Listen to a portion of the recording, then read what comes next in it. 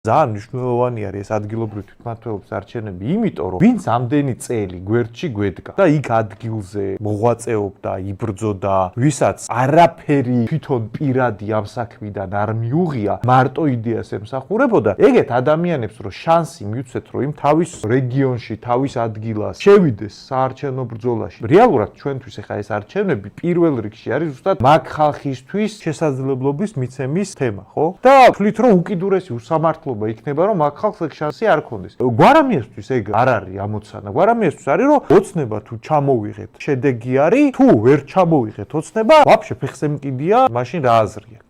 კი, საპარლამენტო არჩევნების დროსაც ვამბობთ, რომ ეს არჩევნები ჩვენთვის იქნება შეიძლება უფრო მნიშვნელოვანი, ვიდრე საპარლამენტო არჩევნები, იმიტომ რომ ეს არის არჩევნები, სადაც შენდება პარტიული ინფრასტრუქტურა იმ გაგებით, რომ შესაძლებელია ოფიციალური თანამდებობები მიიღონ, ოფიციალური სტატუსი მიიღონ იმ იდეურმა თანამებრძოლებმა, რომლებიც ბევრად მძლავრად, ბევრად მაღალი ლეგიტიმაციით არიან ყველა რაიონში და ეგ უკვე არის სხვა ძალის პარტია ყალიბდება. ეგ არის პარტია, რომელსაც სხვა ზემოქმედების ბერკეტები უჩნდება პოლიტიკურ ველზე.